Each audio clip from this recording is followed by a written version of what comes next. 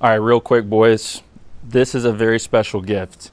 What I've done is I have chopped up a live Zoom call on my Gravitas Men's platform, including Inner Circle, including Brotherhood, where we've gotten together and talked about one of my highly requested topics.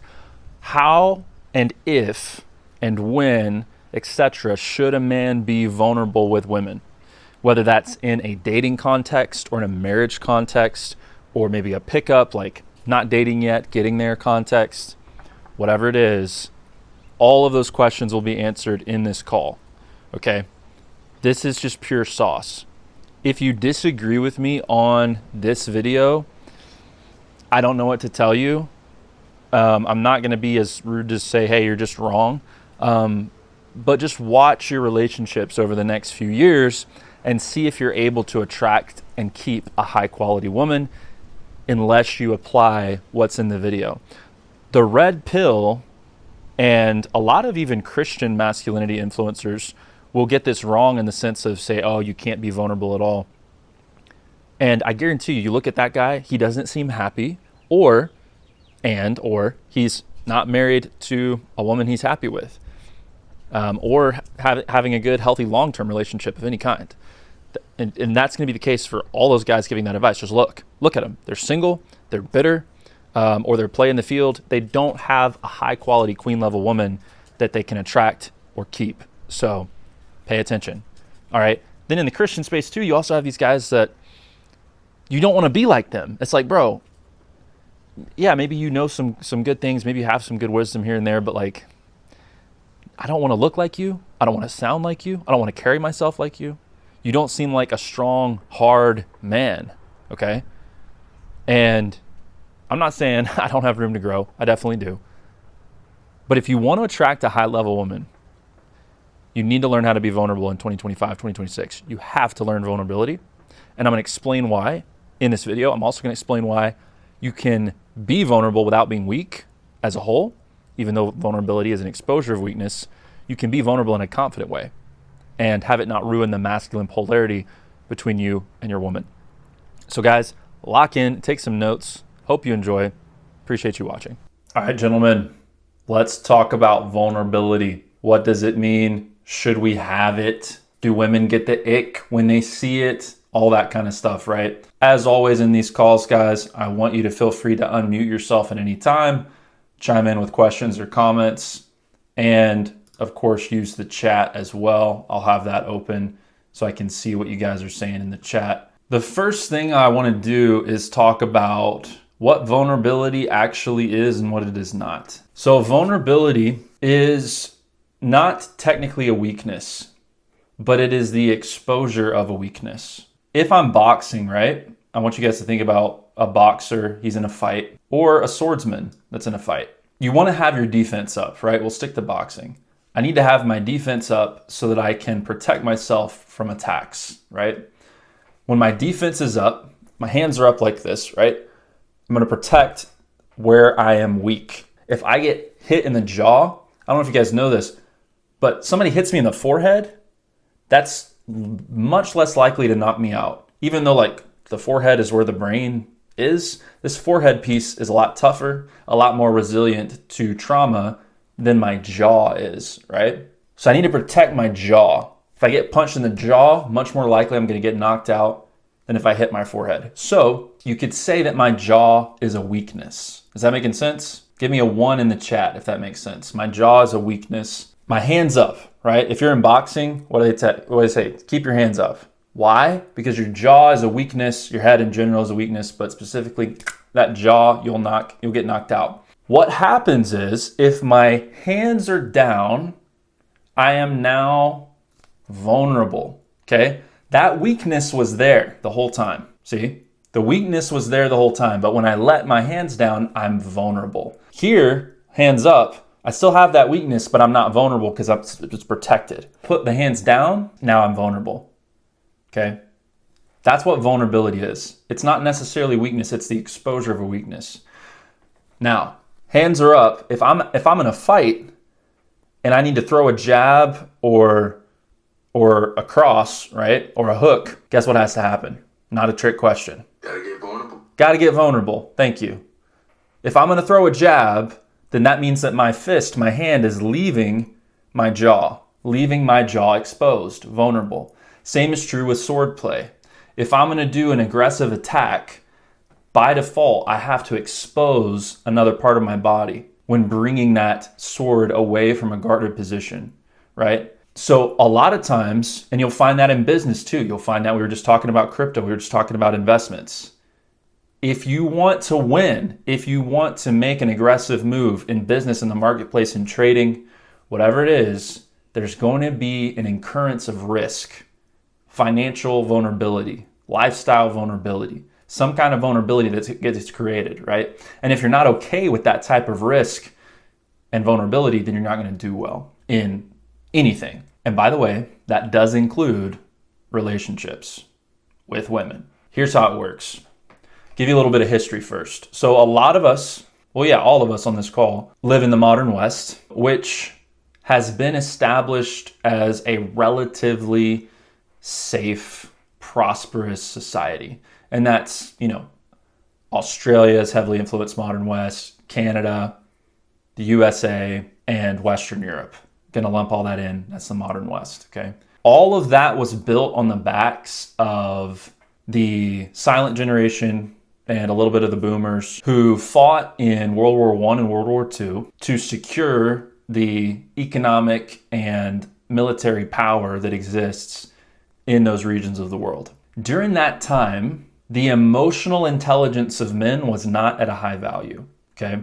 Back in that time, the suck it up buttercup, push through, grit your teeth and bear it, callous hands, all of that was in vogue because that's what we needed as a society. We needed men to be tough, right? We needed men to be tough to win those wars and to secure victories for our societies. And so there was a lot of forgiveness offered to men who were emotionally calloused. What does it mean to be calloused, right? It means to be protected, right? When my skin calluses from my deadlifts, what's happening? I'm getting protection on my hands from the rough bar through my skin becoming tougher. As a side effect of my callus, even though I'm protected from that rough bar, I can't feel as much where those calluses are, right? That's what happens when men become hardened and they go through war. They become calloused, okay? We're not into rocket science yet, right? This is all making sense, hopefully. But at that time, and by the way, for most of human existence, the calloused man was forgiven because we needed him to be tough. We needed him to be able to go into the night, to fight, to face evil, all these things. We had to have tough men. And so we forgave them for being a little bit emotionally distant, a little bit emotionally calloused. Is that making sense? The post-World War II world saw the rise of what? A lot of things. Some of them good, some of them bad, some of them a mix of good and bad. One of those things was with the rise of feminism, women's suffrage, civil rights, all these different kinds of things, a lot of which had a lot of good, we started criticizing the things we didn't like about men. We started saying, hey, thanks for winning the war and all, but I don't like it that you just come home from work and read the paper and have a beer and don't talk to your kids. Don't like that. I don't like that as a wife I can't connect with my husband. I don't like that the kids feel distant from dad, and that produces some dysfunction in the next generation. And the women are getting smart, right? In post-World War II, early World War II, and prior to that, most women would be okay with a masculine man who they couldn't connect to as much emotionally. They would tolerate that. But now, within recent years especially, everybody's emotionally intelligent. Everybody's got a therapist. Everybody talks about narcissism like they know what it means. Everybody's, doing the child inner work and all these things. We're all super smart, more depressed, more anxious than ever, but we know everything. And the women are now demanding, I want a man to be vulnerable with me, which is good, okay? It's good that men know how to be vulnerable, and I want to explain why. And this is where you guys get to see my terrible drawing at work, right? Which is not the most premium part of my program, I will admit. The drawing does need to progress a little bit. Yeah, this is gonna be awful. So this is you. You're a king, all a bunch of kings in here. And this is your castle. And then here in the castle, we have a gate, which is where you come in and out of the castle, right? As a man, and we talk about this in Suppress, Succumb, Submit. Everybody watching this should have access. If your Brotherhood Inner Circle, go to Submitting Your Sex Drive or talk about it later.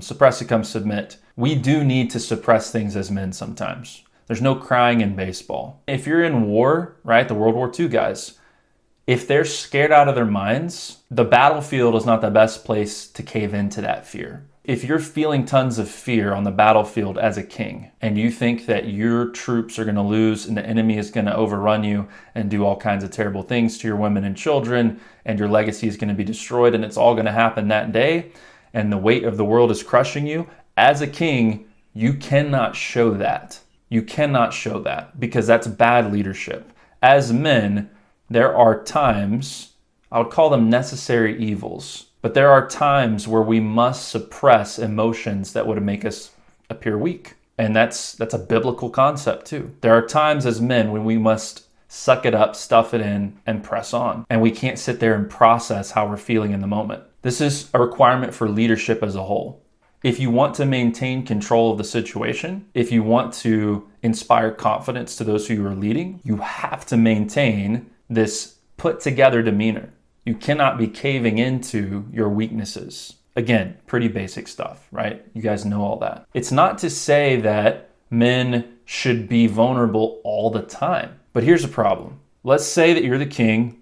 This is your castle, right? And let's say, you've won your wars, you fought your battles, you're in your castle, and you're like, you know what? I need to get me a queen.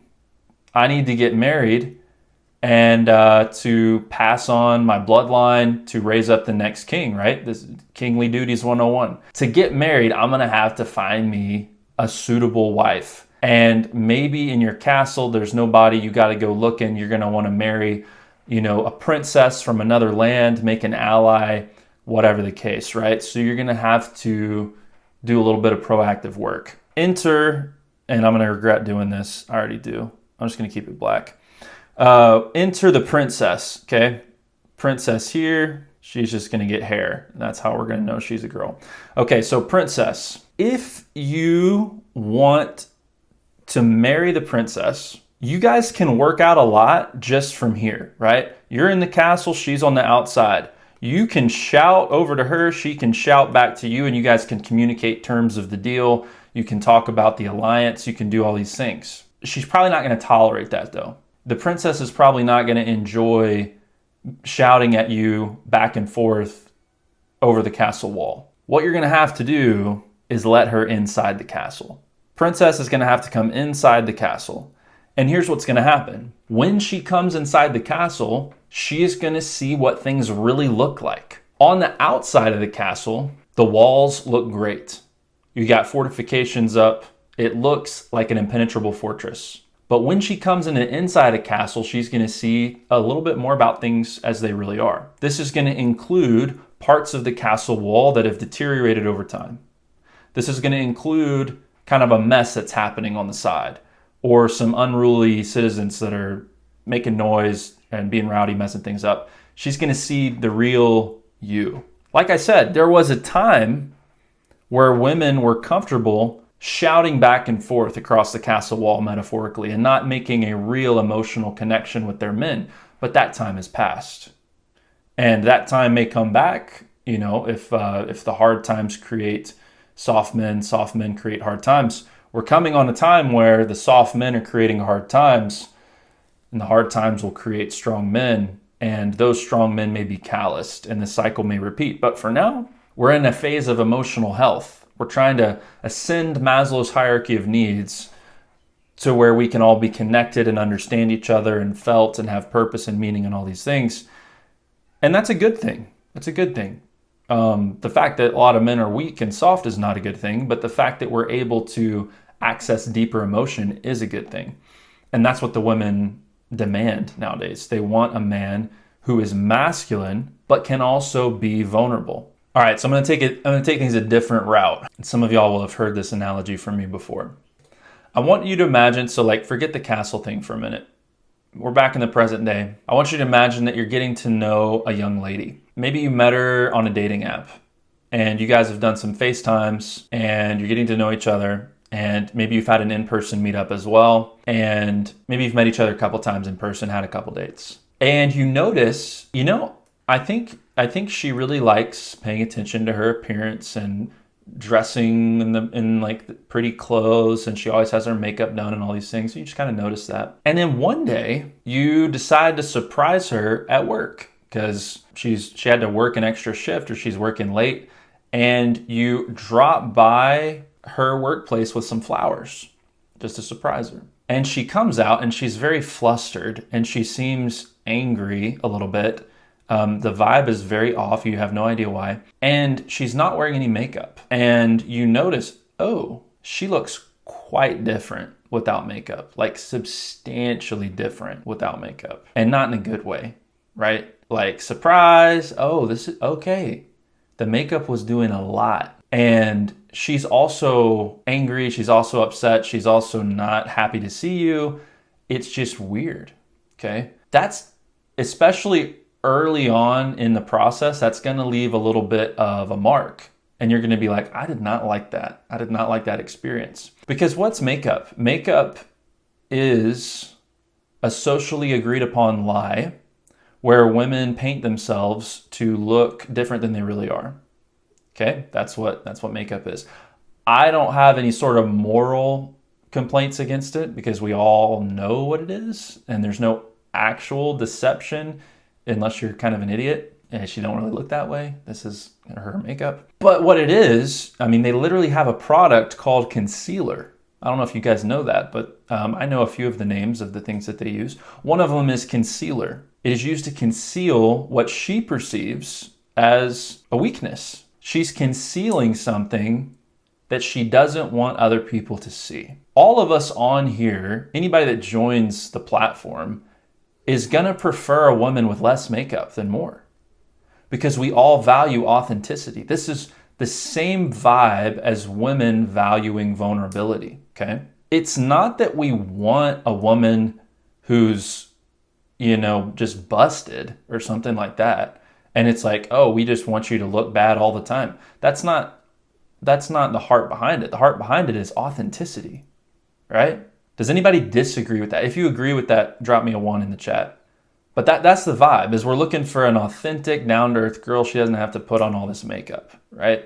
Doesn't have to be a supermodel, but we're not looking for someone who has to get all pasted up and caked up, right? Now, think about it this way. What if this same girl, on the first or second FaceTime, it was a no makeup FaceTime. She was getting ready for bed. She's doing her nighttime routine. And so the second FaceTime, she's just there, in her PJs or whatever, no makeup on. But she's also cool with it. She's chill with it. And you're like, oh, that's what she looks like without makeup. But she's very chill with it. She's not insecure about it. That's a different vibe than waiting 4 or 5 or 6 times and then boom, this big surprise happens. It's a completely different vibe. I want you guys to think about vulnerability the same way. Back to the castle, right? When we let the princess inside the castle, she is going to see the difference between what the outside, tough exterior looks like that we need to keep strong to protect from enemies. She's going to see the difference between what that looks like and the inside of the castle looks like. If that difference is massive, she might be a little bit surprised, right? So we're going to start unpacking some lessons here. The red pill will tell you never be vulnerable with women, never let them know any of your flaws, never complain, never all these things. The reason why is because there's 2 problems. Almost all those guys are very insecure and they put on like they're secure, but their identity is not secure. Those guys, their identity is only as deep as the last girl they slept with, as the last tattoo they got, as how big their muscles are, how many of their abs you can see, how much money is in their bank. Their identity is grounded in those things. They're not secure. They may appear secure and act secure, but their security is rooted in these externals. Deep down inside, they're still a little boy, not secure.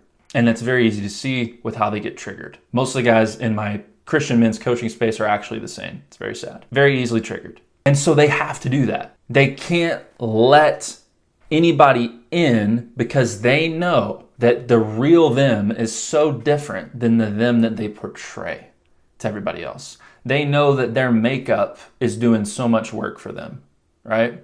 That's why she gets the ick. She gets the ick when you're vulnerable for two reasons. Number one, because the gap between your authentic self and the self that you present every single day is massive. There's a massive gap there because you're not strong enough or confident enough to be yourself in the castle wall. You're hiding the real you way too far in. And so when she finally sees it, there's this massive gap, just like her without makeup versus the caked on, extremely made up version of her looks like a different person. None of us want a girl like that. And it has a lot more to do with the fact that she's being inauthentic than it does with what she actually looks like, right? So number one, the gap is too big. Number two, it's the confidence in which you show yourself. So if you're not confident in your weaknesses, it's going to give her the ick. There's a difference between, hey, this is my stuff. This is how I feel. These are my problems. This is what I'm doing to work on it. These are my struggles. These are my doubts. These are my feelings that I'm insecure about. See, you guys heard in my vocal tonality, like I just presented those things with confidence versus, oh, yeah, I'm really insecure about this. And you start crying and you're like, I don't know how I feel about that. And I called my mom and she said this, and my boss is such a jerk and I've been working with him for 3 years and he's so mean to me and I just can never get ahead. It's like, okay, she's going to get the ick at that point. Or she's going to become your mother, both of which are bad. Okay? Yes, you can share with her your vulnerabilities, but it's also with how confident you are in framing your vulnerabilities. She's looking to you. She knows you're a real person. She knows you have problems. She's looking to you to see, can he still be confident in the midst of his weaknesses, which is going to require faith. It's going to require strength of identity that you're not going to find through these worldly ways. I'm going to pause there again. Any questions on all that? What would be a good way to integrate confidence into like who you are, not just the persona you put off, but like another way I'm trying to ask is basically, is there any value to faking it until you make it, or is there a way, or a more effective way to go about building confidence? Yeah, no, faking it till you make it is not the method. When you're faking it, I mean, the best case scenario is nobody believes it. If you're trying to fake it, hopefully nobody believes it. Because if they do believe it, now they are liking or respecting or falling in love with a fake version of you. And that's not good for anyone. So not faking it till you make it. Trying to build confidence in that state of, I'm still working on myself is really an identity thing of being able to frame your own weaknesses in the bigger picture as not defining you or your worth. If you think that your weaknesses define your worth, then yeah, your best bet is to probably never be vulnerable. But if your weaknesses don't define who you are, and who God says you are is who you are, and that's where your self-worth is coming from, then you're not insecure when you share your vulnerabilities, when you become vulnerable. You can do so with confidence. So it's really an identity issue. Something that came to mind was a quiet confidence. Right? You don't gotta tell everybody, like have some discretion. Like you don't gotta tell everybody what all is going on and why you feel this way. But also being in a mindset of like a positive mindset of like, okay, I'm gonna figure out what I need to do to be in a better circumstance and just, handle it a certain way where you're confident that you'll make it through, but you don't gotta like show off about it like you're trying to please anyone and fake who you are. You're just like, yeah, you're going through something, but you don't gotta talk all about it or make it seem like you're someone that you're not. Yeah, I mean, you definitely want to be careful with who you share things with because they could cause trouble for you. But even that is subjective. Like if I share a weakness with somebody and they go and talk about it to 10 other friends, I'm unbothered. A vulnerability that doesn't hurt you kind of becomes a strength in a sense. And that's why people say vulnerability can be a strength, is because if you're confident enough to expose your weakness to people who might want to use it against you, then that speaks volumes. It says, hey, yeah, I have a little bit of a weakness in this spot of the wall, and I don't mind that people know. That's going to throw people off. That's going to throw people off. They're going to be like, what? He's just sharing his weakness like that? Why would he do that? They can't imagine that someone would be so confident as to share their weakness. The boisterous, arrogant, loud confidence, it's not confidence. It's the facade, right? Usually, the bigger and louder the facade, the more insecure the inner man. Because the inner man doesn't have to prove anything to anybody. The inner man doesn't need you to think that he's the man, because he already knows. I don't need to puff my chest out. I don't need to have these weird face tattoos. I don't need to be the loudest man in the room. I'm chilling. You can notice me or you cannot. And then when we talk, I can tell you my weaknesses. I'm not worried about it because they don't define me. If you want to talk to somebody about it, talk to them. Gossip about me, gossip. I already know the truth. It's none of my business what you think. Don't care. That's confidence. And if you can address your weaknesses with a woman that way, that's attractive. When they say they want vulnerability, that's what they want.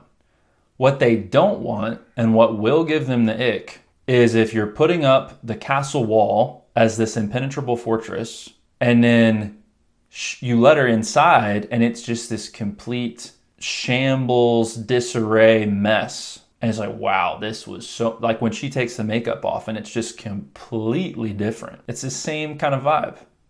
It's like, yo, this is just completely different than what I thought it would be. Plus, if you're insecure about it, it's like, oh yeah, I have this big weakness in the castle wall and I've been hiding it for so long, but this is the real me and I hope you can accept that for me and I don't deserve you and all. Like, no. She's gonna get the ick with that for sure. Granted, there's some women, I will concede, there are some low quality women who are living in this fantasy world and the only type of man they want doesn't exist. He's this perfect, always put together, never has any weaknesses type of man. Those shallow women will only fall ultimately for the calloused, bitter, fake confidence men, and usually go in cycles of abuse and break up and make up with those types of guys. But that's not the type of woman any of y'all want, so the message doesn't really apply.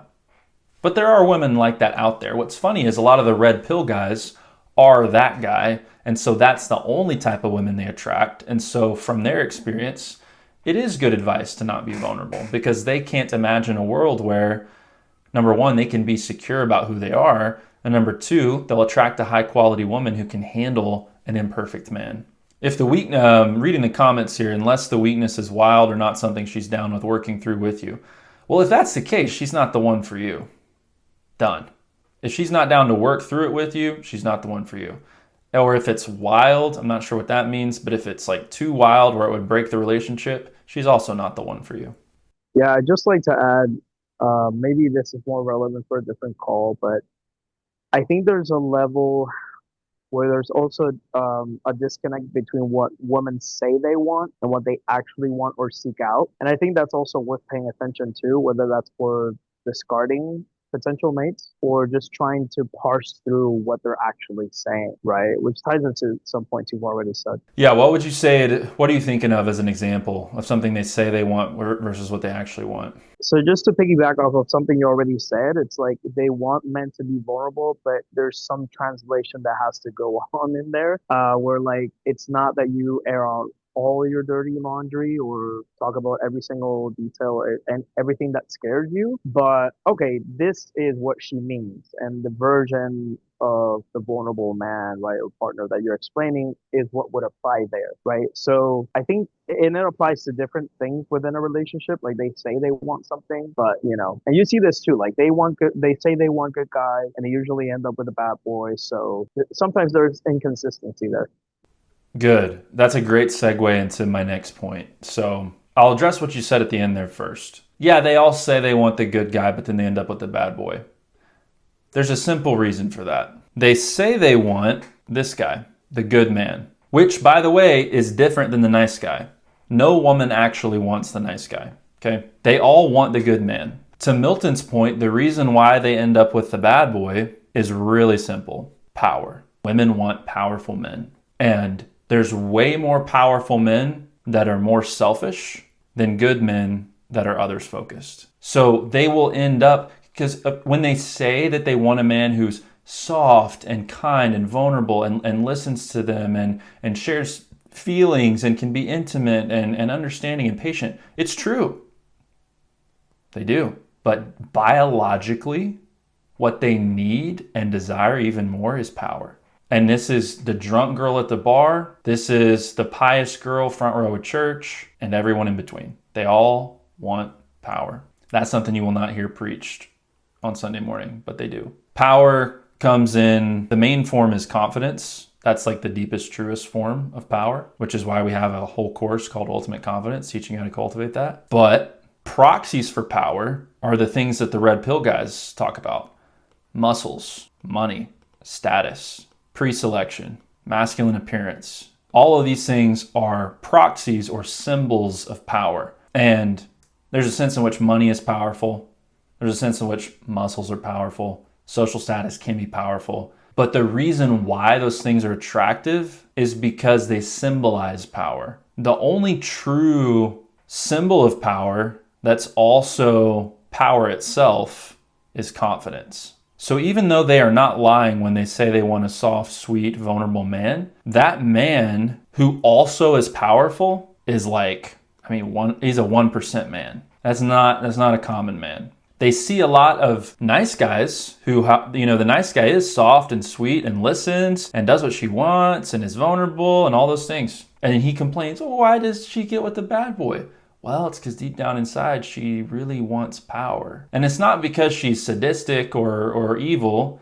It's because she gets pregnant. It's biological. You can't unwire that. Only in recent modernity have we been able to circumnavigate pregnancy and get around that with male-female relations on a consistent basis. But biologically, what happens is she's out of commission for sometimes a year or more. Between pregnancy, getting sick sometimes with that, health being off sometimes with that, not normal, the labor and delivery process, then the postpartum, the breastfeeding, the child rearing, she's out. This is before birth control and baby formula, guys, and epidurals. Most of humanity, the way God designed, the woman is out of commission for a hot minute. So when she's looking for a mate, she needs someone who can provide for her and protect her in her weakness. Not to mention, be the stronger vessel in the familial unit in war, with nature, with animals, with conflict with other people. She needs power.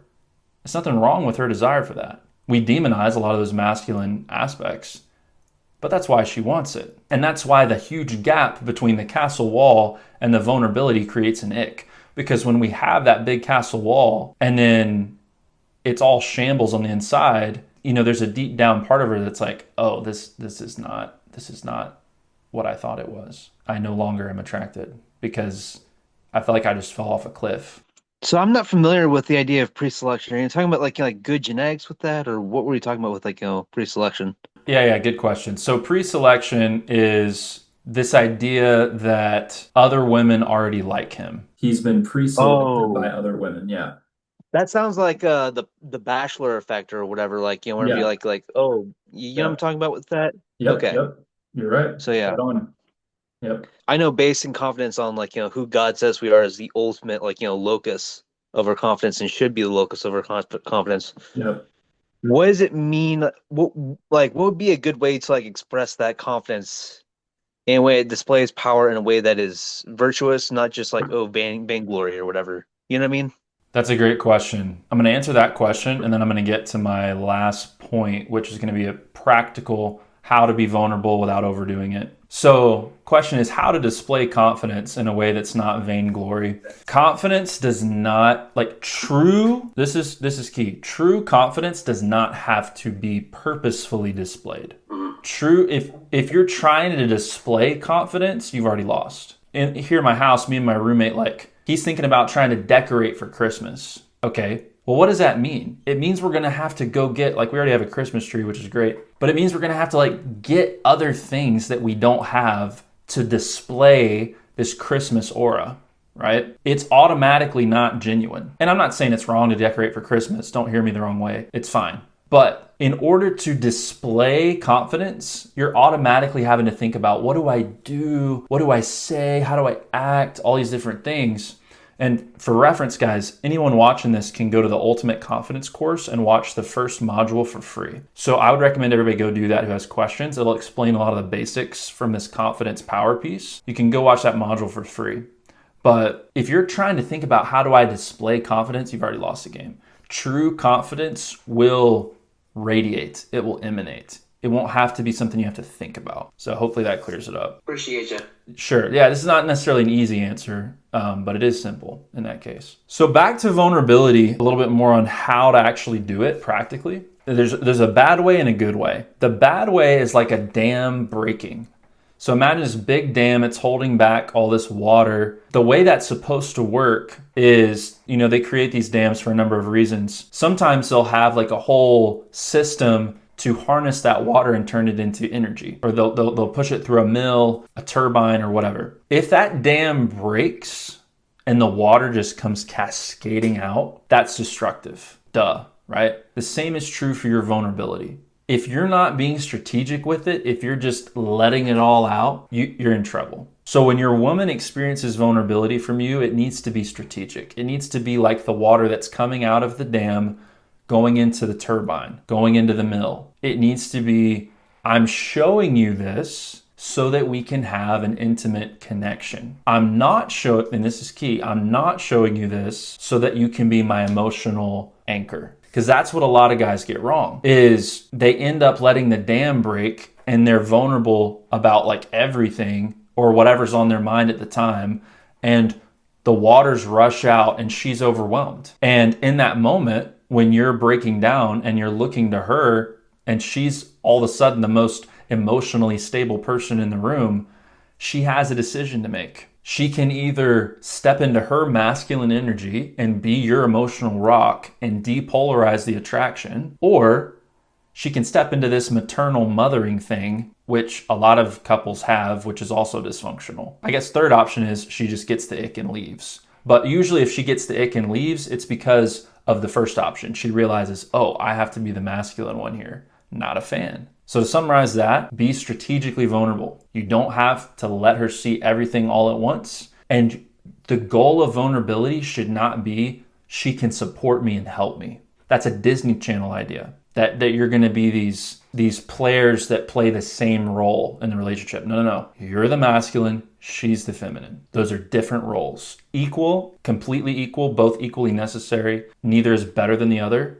but you're supposed to be you. She's supposed to be her. That's how it works best. She, as the follower, as the feminine, is able to healthily let her floodwaters open and lean on you entirely as the emotional rock. That's okay. It's part of your job as the leader, to be the emotional rock. But it doesn't work both ways. She gets the ick when you're vulnerable, for all the reasons we named. Another way to think about it is, if that dam breaks on top of her, well, who's the stable one now? Who's the masculine one now? Either she has to step up into that and depolarize the relationship, or she's going to leave, or she's going to become your mother in a weird way.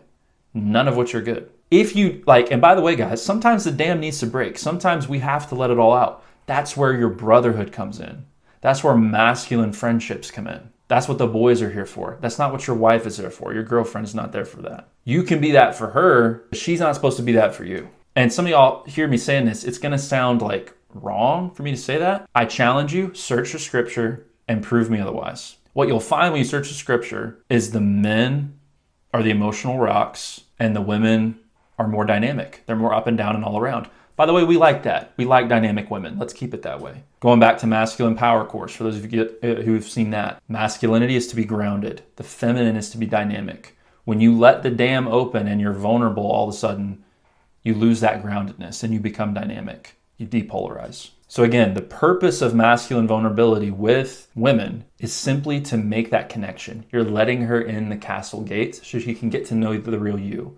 It doesn't mean you expose it all at once. It's a strategic exposure of vulnerability so that she can feel connected to you, get to know you. If you can never learn to do that, you're never going to have a deep, intimate, emotional connection with a woman. It's always going to feel distant and fractured. With the right high quality woman, eventually you can tell her almost everything. I wouldn't say everything all the time, but eventually if you can be confident in how you expose yourself, and if she has the capacity to understand, hey, if she can put things into the big picture, which the feminine is not always good at this, but if she can look at him and say, hey, even though he's weak right now, he's strong big picture. If she's a mature enough woman to have that perspective, then eventually as you get to know her and let her into those progressively intimate courts, then you can eventually show her just about everything. But there's some things as a leader that are not helpful for your followers to know. I think I watched the video. I don't know if it was your video or not. I don't know. What came to mind, it was like not telling a woman what basically went down unless you got a solution to the problem. Like, what are your thoughts on that? Am I making sense? Yeah, so that's going to be very case dependent. If it's beneficial for her to know, then tell her. And it can be, right? Think about that dam that's strategically letting water through for the sake of powering, right? So let's say, it could be something like this. Boss just fired you out of the blue. Bills are due tomorrow. You're supposed to get paid tomorrow. You're no longer getting, that wouldn't really happen, but yeah, something like that where bills are due, money's not there, you just got fired, and you don't know how you're gonna fix it. Also, you haven't been sleeping well, and your confidence is at all-time low. And you're married, you got 3 kids. What do you do? Okay, it depends on where your level of faith and confidence is at in the moment. And if it's real bad in that moment, then the best thing to do might be to be yippee skippy cheery and not say anything to her. And go process with the boys, get sorted with the boys, and come back to her when you're a little bit more grounded, and then say, hey, babe, stuff happened at work. I'm struggling with it. So if I seem a little bit off, that's what it is. We'll talk about it more Friday. So that we're strategically, because she's going to notice something's off. So you're strategically letting her know, hey, something's up. Maybe she's ready for more disclosure. Maybe she's not. But you as a leader will have to determine that. Makes sense. Did you make a video on that? Maybe. Because, bro, it sounds like just the same exact situation. Because I was thinking about, I was like, someone had like lost their job in this situation. Not like it was an actual situation, but in a scenario. Yeah, I don't know. I've made too many videos at this point. Fair enough, but that was really good, bro. Thank you. Sure. So let's say you're going out with this girl and you're still in the initial stages and you want to start getting vulnerable. It's appropriate, right? It's not too soon. What are some green flags you could look for in terms of her reaction when you finally open up to her? It has 2 purposes. One, like recognizing a woman who values that vulnerability, and B, tying to something you told someone in the chat. I can't remember who it was. That she's going to be a woman that can handle your specific issues. So what are some green flags you could look for in a woman when you open up to her? You're going to want to see, and there's a difference between mothering and, just being empathetic, but you're going to want to look for her empathetic, nurturing, supportive instinct to kick in. You're going to want to look for, whose car are we taking? Like, your boss did what? He fired you? Oh my gosh, we immediately hate him now. Because she's expressing devotion to you, right? You want to see her express devotion and take your side, and you want to see that empathy and that nurturing kick in. Those are what I would look for. Got it. Thanks. Yeah. Eli, great point. I'm going to read this out loud, more or less. Basically, when God created everything, Adam didn't have another brother. He had Eve, and that was it. So why do we need the brothers? Is Eve not enough? Yeah, Eve is definitely enough in a perfect world. Definitely. In a perfect world, the vulnerabilities and weaknesses look a lot different, right? They're not really there. But because of sin, because of the effects of sin, it creates fear of death. It creates the dangers that we have to protect the feminine from. It creates the silent struggles. It creates the anxiety, all these different things. And so in a perfect world, yeah, you could just, it could be Disney Channel, you and her riding off in the sunset, you tell each other everything, but that's not reality. We need to be careful when we use a slice of the scripture, which is not even teaching us anything, to try to project moral behavior standards onto the rest of life, right? If the scripture said, hey guys, tell your wife everything, then that would be a different conversation, but that's not what happens. I'm gonna close with another thought for you guys. A really good dweeby homeschooler example of this is from Lord of the Rings. Two Towers.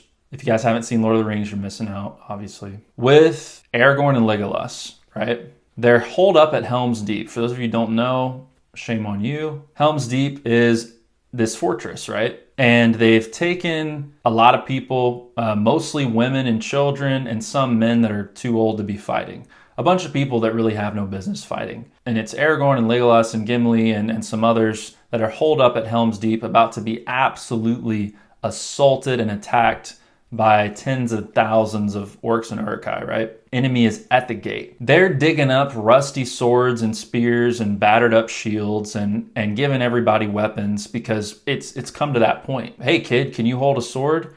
Great, you're about to go up against a 350-pound Uruk-hai. Like, that's where we're at. It's bad, right? Old men that have been sitting on the porch for the past 10 years, they're getting spears.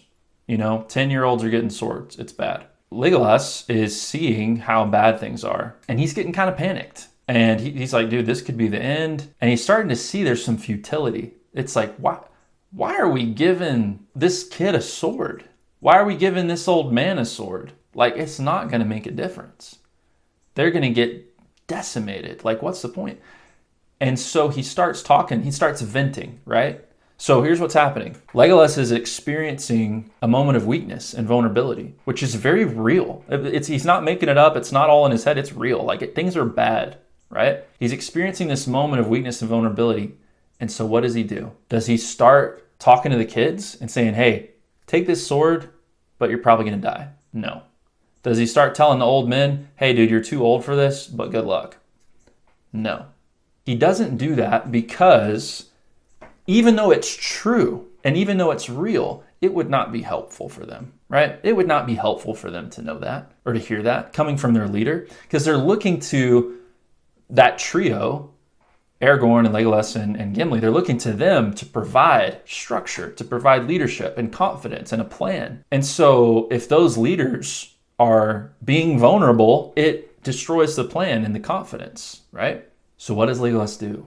He starts venting to Aragorn. There you go. Jonathan got it. He starts venting to Aragorn in Elvish. Why? So that everybody doesn't hear. So that only Aragorn can hear. Because Legolas knows, I can't be vulnerable with everybody. I have to speak to the only brother I have in this fortress that I can vent to, that's not going to be derailed by my instability. And guess who Aragorn vents to? Nobody. Because he's the king. The buck has to stop with him. But Legolas vented to Aragorn. And he was able to keep the stability with that. That's a very real picture of how vulnerability should work, should not work among men. Follower-leader dynamics there. Contrast that with the steward of Gondor, Denethor, in the next book, next movie, Return of the King. The White City, Minas Tirith, they're about to get attacked heavy. Definitely more soldiers there, but also a lot more of the enemy was coming to affront them. Denethor, the steward of Gondor, not the king. Aragorn's the rightful king, as we all know. But Denethor, who was the acting ruler at the time, what did he do? He was freaking out, if y'all don't remember. He was freaking out heavy. And what does he do? He busts open the castle doors and he says, "Run away! Everybody, abandon your posts, save yourselves." He's vulnerable. And what does that do? It causes complete chaos and pandemonium. And Gandalf had to whack him, right? Because he lost it. Vulnerability was not the move in that situation. And he paid the price for that. All right, fellas, that is a wrap. You guys are good to go. I'm going to stop the recording, but if you guys have any other questions, you can pop off.